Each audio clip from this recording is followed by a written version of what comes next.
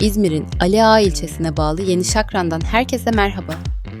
Yeni Şakran, özellikle yaz aylarında oldukça popüler olan bir yerleşim yeridir.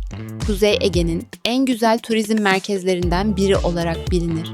Adnan Menderes havalimanına 110 kilometre, Aliağa merkeze ise sadece 15 kilometre mesafede olması, Yeni Şakran'ı, şehir hayatının karmaşa ve koşuşturmasından uzak, İzmir genelini ele alacak olursak, bölgeyi sakin bir alternatif haline getirir.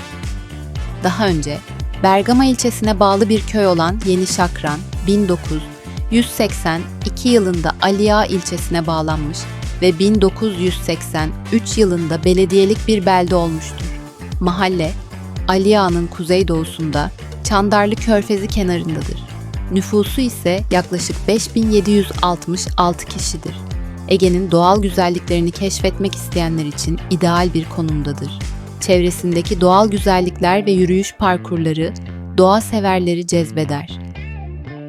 Yeni Şakran sahil projesi ile sahil şeridi iyileştirilmiş ve mevcut sahili geniş bir alana yayılmış güneşlenme terasları, yeşil alanlar ve iskeleler oluşturulmuştur.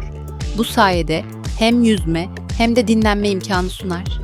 İzmir'e ve çevre illere yakın olması ve ulaşım imkanlarının gelişmiş olması Yeni Şakran'a ulaşımı kolaylaştırır.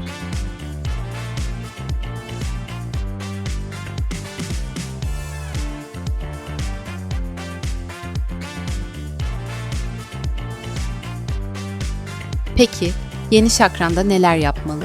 Geniş ve bakımlı plajlarında güneşlenebilir, denize girebilir ve keyifli vakit geçirebilirsiniz.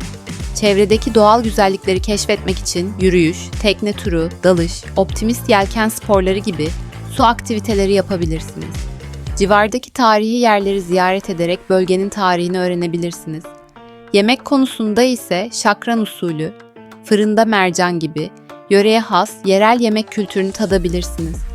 Ayrıca bölgedeki flamingo ve balıkçıl kuşları yılın belli zamanlarında gözlemleyebilirsiniz.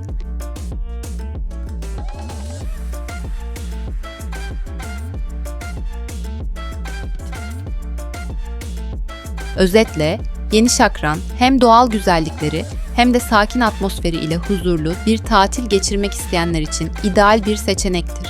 Yeni Şakran tam size göre olabilir. Eğer siz de Ege'nin bu gizli cennetini keşfetmek istiyorsanız, burayı mutlaka ziyaret etmelisiniz. Şimdi buranın güzellikleriyle sizleri baş başa bırakıyoruz. Kanalımıza abone olup bildirimleri açmayı unutmayınız. Sağlıcakla kalın, görüşmek üzere.